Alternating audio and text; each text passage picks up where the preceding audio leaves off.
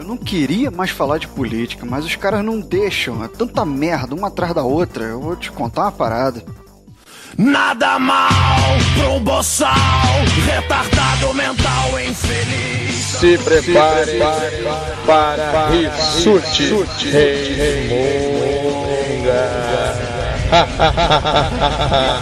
Você, tão proeminente panaca, dos que não são comuns de se ver, começou. Fala galera, eu sou Thiago Rissuti, sejam bem-vindos a mais um Rissuti Resmunga, meu divã virtual que não resolve nenhum problema meu e ainda deixa os outros deprimidos. Fazer o quê? Ninguém é perfeito. Na abertura aí eu falei sério, eu queria fugir um pouco do assunto de política, corrupção, essas coisas, que são coisas que cansam, né? A gente vê isso toda hora. Mas a coisa tá tão escancarada, o cenário político tá tão bizarro que não dá pra ignorar. Só que eu quero falar de forma menos partidária. Aliás, eu não quero falar de forma partidária. Eu quero ir na linha de como terminou o Rissuti Resmunga anterior, que é aquela questão do senso crítico, de você saber o que você está defendendo, seja lá o lado que for, beleza? Então se você não ouviu o Rissuti Resmunga passado, eu sugiro fortemente que você vá lá e escute também. Eu fiquei observando o quanto o senso político do brasileiro é míope, sabe? Há muito tempo o Brasil confunde futebol com religião, isso não é novidade pra ninguém. Confunde religião com política, tem uma bancada inteira no Congresso que não me deixa mentir, e agora, pra cobre de vez, começou a confundir política com futebol. Hoje em dia você não discute mais proposta, você discute o seu time. Isso fica visível até nos últimos debates, é só você perceber que nos debates você não discute proposta, um político só ataca o outro. Isso é reflexo do que acontece na população, ou a população está refletindo o que acontece na política, vai saber. E o que eu acho engraçado é que num país que tem quase 30 partidos, você só consegue ver duas vertentes, né? Dois times, vamos chamar aqui de Blues e Reds, beleza? Pegaram aí o inglês? Gostaram da sutileza, não? E quando você faz essa polarização, você ignora o fato de que diversos ideais podem estar sendo defendidos, e aí você cai no clubismo. Num país que mata nos estádios, onde algumas religiões pregam o preconceito, é óbvio que falar de política sem a devida instrução ia dar merda, né? E aí você começa a observar o comportamento social e você vê que os absurdos vão se acumulando. Há um tempo atrás eu li uma matéria sobre uma mulher que vestiu a filha de colo com uma roupa da Minnie. Logo, se é a Minnie, a roupinha é vermelha. Um cara passou de moto pela mulher, chamou ela de puta e disse que ia dar um tiro na criança só por ela estar vestida de vermelho. Então você coloca uma roupa da Minnie na sua filha de colo e você necessariamente tem que ser torcedora dos Reds. Para e pensa só por um segundo no quão esquizofrênica é essa situação. É uma situação que você não consegue ficar nem com raiva. Eu quando li, sinceramente, eu fiquei assim, sabe, sem ação. Que outro exemplo? O professor da Unicamp, que é melhor nem citar o nome para não dar problema, né? Cobre. Porra nenhuma. O nome dele é Jairo José da Silva. O professor soltou na internet a seguinte pérola, se referindo a uma estudante que num protesto tomou a pedrada no olho e corria o risco de ficar cega. Abre aspas. De vez em quando tem notícia potencialmente boa. Uma garota ficou ferida na esbórnia Prodilma em São Paulo. Pode ficar cega. Se for petista... Se for torcedora dos Reds, é uma boa notícia, mas não vai fazer muita diferença, já que já são cegos como toupeiras. Fecha aspas. Esse cara, segundo os padrões sociais, ele se enquadra na elite intelectual brasileira. Alguém discorda? Um doutor da Unicamp? É óbvio que o cara tem estudo, é óbvio que o cara tem instrução, tem boas condições de vida, então não dá pra dizer que ele fala isso por falta de acesso à informação. Ele simplesmente ocupa um cargo de extrema relevância na educação, mas é menos politizado do que um percevejo. Não sei nem por que eu falei um percevejo. Pra ser sincero, até aliviei pra ele na comparação. O que esse senhor fez não é política, é apologia ao crime, é incitação à violência, é discurso de ódio, é terrorismo ou qualquer outra porra de nome que você quiser dar. Tudo menos política. Ele está comemorando o fato de uma pessoa, uma menina, perder a visão porque defende uma bandeira diferente da dele. Quem é você, professor Jairo? Você é um professor da Unicamp? É um doutor em física? Foda-se. A coisa mais nobre que você poderia ser é um cidadão de bem. O conhecimento mais precioso que você podia passar, que você podia disseminar, é a cidadania. Você é formador de opinião, formador de profissionais. Deveria ser formador de caráter, mas aí eu concordo que você não pode passar pros outros o que você não tem. Nesse caso, sinceramente, dar dom da palavra pro indivíduo desse é tão eficaz quanto, dar uma bazuca pra um chimpanzé. Ponto positivo para a Unicamp, que lançou uma nota de repúdio ao comentário do professor, o que nos dá esperança de haver ainda alguma vida inteligente na Terra, com o perdão do exagero. Só avisando, queridos ouvintes, que todas essas matérias que eu for citando aqui, eu tomei a decisão de colocar o link aí no post, Porque são coisas tão absurdas que parecem inventadas. Aí então tá aí pra comprovar. Quem quiser resmungar um pouquinho é só conferir aí no post. Essa onda de pensamento mais politizado, ela começou principalmente no Rio de Janeiro, há um tempo atrás, quando tiveram uma série de protestos. O estopim na ocasião foi o aumento da passagem de ônibus, mais um aumento em 20 centavos. Aí a coisa se espalhou, tomou repercussão, a população se cansou, foi pra rua em várias cidades do Brasil, tomou o Planalto, fez o cacete, depois a parada esfriou. Aí 2 meses depois, pelo menos aqui no Rio, a passagem que não tinha sido aumentada em 20 centavos, foi aumentada em 25. E aí ninguém falou nada.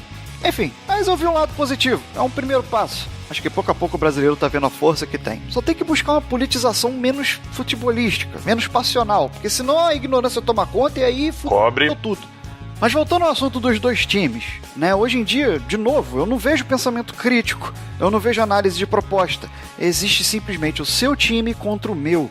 Eu não vou nem tocar no assunto do apoio da mídia ou da atuação do judiciário, que aqui no Brasil a justiça, inclusive, já tirou a venda dos olhos há muito tempo. Mas infelizmente eles só estão conseguindo olhar pro próprio umbigo e pra condição podre do próprio caráter. Sabe, tem gente que se aprisiona a uma ideologia de merda só pra não dar o braço a torcer. Isso é que é o pior. E eu duvido que 20% das pessoas que te agridem em defesa do time dela, que falam que vão dar um tiro no seu filho porque ele tava com uma blusa vermelha, eu duvido que eles saibam que eles estão defendendo. Vocês já viram o vídeo da menina que pergunta pra mãe por que ele é torcedora dos Blues? Não? Dá uma olhada aí no post, vale a pena ver. Só falta colocar a vinheta dos Trapalhões de fundo. Dá pena, tadinha. Óbvio que também tem os casos contrários, ou seja, simpatizantes dos Blues sofrendo intolerância dos Reds. Como no caso que também tá aí no post, aparece um vídeo de um professor também da Unicamp, veja você, que quis dar aula, os alunos tentando fazer um ato de protesto, interromperam a aula, apagaram o quadro que o professor estava escrevendo, ele foi impedido de dar aula. E o professor, ele não pode ser impedido de exercer a função dele. Você vê que tem bestas dos dois lados tentando fazer política de uma forma totalmente torta. Acontece que do impeachment pra cá, é quase uma ofensa ser chamado torcedor dos Reds, sabe? Você fala, seu torcedor dos Reds de merda!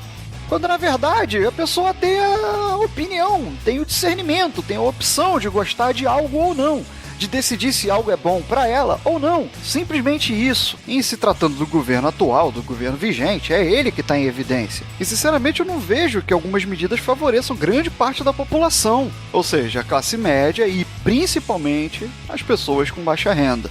E é aí que tem sido observados os maiores exemplos de política passional. Olha que termo bonito, vamos chamar dessa maneira, né? Onde até a pirraça, a ignorância, elas fazem quem está sendo prejudicado defender a proposta. Aquela história que eu falei, só para não dar o braço a torcer. E essa pessoa quase te toma a sua chance de poder optar contra alguma situação. Como se já não houvesse mais liberdade de expressão, sabe? Hoje em dia, se você é contra a privatização do pré-sal, afinal o país está em crise, né? Então você tem o direito de ser contra. Não, você é torcedor dos Reds.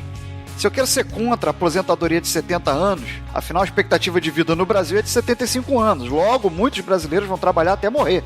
Então eu acho isso no mínimo injusto. Mas se você pensa assim, você é torcedor dos Reds. Eu tenho a opção de decidir se um salário vitalício de R$15 mil para cada vereador do Rio de Janeiro, que é um estado falido, que não paga os seus servidores em dia há muito tempo, se isso é ou não uma boa proposta. Mas experimenta ter essa opinião, porque certo é o Carlos Bolsonaro, que disse que era coautor da proposta, mas não significa que ele aprovou. No cobre que não. O que mais me espanta não é a proposta em si, é a cara de pau desses caras. Porque se não fossem servidores irem pra rua protestar, tomar porrada, essa merda dessa proposta tinha passado. R$15 mil vitalícios para vereadores do Rio. Mas sabe o que acontece se você se posiciona contra isso? Se eu discordar que os deputados que têm auxílios, eles têm auxílio terno. Você sabe o que é auxílio terno? É só uma bufunfa que vai pro bolso desses filhos da cobre, que custa R$250 milhões pros cofres públicos a cada 4 anos. Isso daria para construir 5 mil casas populares. Daria para ajudar 17 mil famílias beneficiárias do Bolsa Família. Eu não tô aqui discutindo essencialidade ou a forma de implementação do Bolsa Família. Tem o programa e são 17 mil famílias. Mas esse dinheiro é usado para comprar terno. Eu quero ter a opção de discordar de um impeachment baseado em pedalada fiscal, sendo que isso é feito desde o governo Fernando Henrique. Sendo que na semana seguinte, aquele senhor que está lá sentado em Brasília agora, disse que não, agora é legal. Vamos legalizar o ato de pedalada fiscal. Ninguém mais pode ser punido por isso. Puta que... Olha, é muito... Nossa, é nojento demais. Eu quero também ter a opção de escolher, de achar bom que o Lula seja preso se for constatado algum crime. Afinal, a premissa básica de justiça é que quem comete um crime tem que ir preso. Se for preso sem crime, é articulação política, ou é simplesmente filha da putagem, tá? Abri um parênteses aqui. Percebam como é fácil ser neutro, como é fácil ter senso crítico. Isso é o que eu chamo de pensamento crítico. Quem não alcança isso, eu sugiro que enfie a panela no cobre. Fecha parênteses e vamos continuar. Porque eu também quero ter a opção de ser contra o ministro Gedel Vieira Lima ter um salário acima do teto constitucional, que deveria ser de 33 mil, o cara ganha 50 e diz que não vai abrir mão, porque é um direito dele. Quem abriria? Acontece que é ilegal. E as leis aqui no Brasil, elas são infligidas justamente por quem deveria assegurar que elas fossem cumpridas. Aí vem o Lewandowski, que inclusive diz que os juízes podem ter vergonha, apesar de tudo, de pedir aumento, né? Porque a gasolina aumenta, os impostos aumentam, então por que o juiz não vai ter aumento? Por que o salário do juiz não vai aumentar? Não pode ter vergonha. Acontece que quando o professor faz isso, ele toma porrada e spray de pimenta na cara. Ainda sobre o juiz, nossa, sobre o juiz agora tá uma puta que pariu. A galera, Diogo, Mogli e Wesley, vai acabar a galera do Hall aqui, tá? Eu quero ter a opção também de decidir que não é uma boa proposta um filho de juiz ou de desembargador ter uma bolsa de estudos para cada filho de R$7 mil até o filho completar 24 anos de idade. O Brasil tá em recessão econômica. Pobre. Ah, não é isso que vocês falam o tempo todo, que tá em crise? Mas tá em crise pra quem? Não tem bolsa de pesquisa, estão querendo cortar o financiamento estudantil, tá? Um aluno de doutorado que conseguiu manter sua bolsa ganha R$2.300. O filho de um juiz vai valer mais do que 100 crianças de família de baixa renda. Se você considerar aí uma renda de R$300. Ah, não tem gente que ganha R$300, não? Dá uma pesquisada, paneleiro. Você vai vendo como tá equilibrada essa balança, né? Logo aqui que se fala tanto em crise, mas pra quem tá agarrado na teta do governo não tá. Aí tá tudo certo.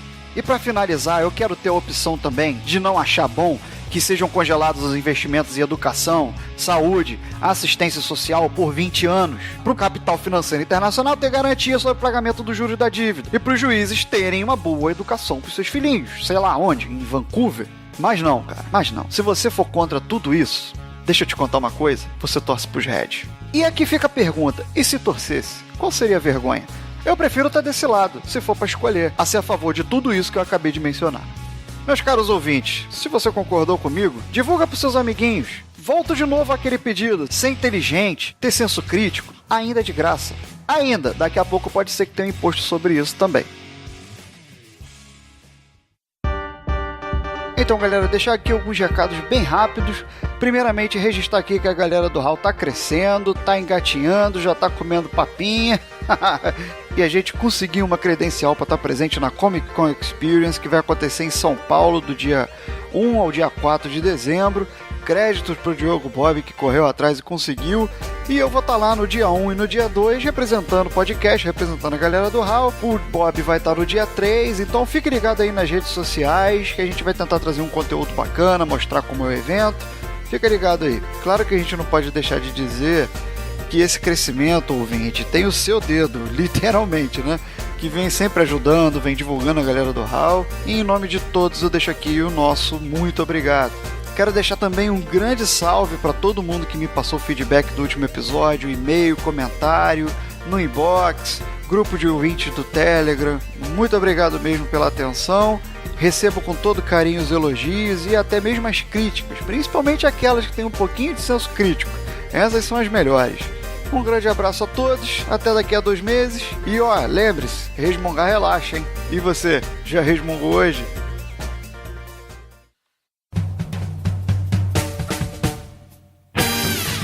Acessem galeradohall.com.br. Mensagens em contato@galeradohall.com.br. Busque por Galera do Hall em Facebook, Instagram, Twitter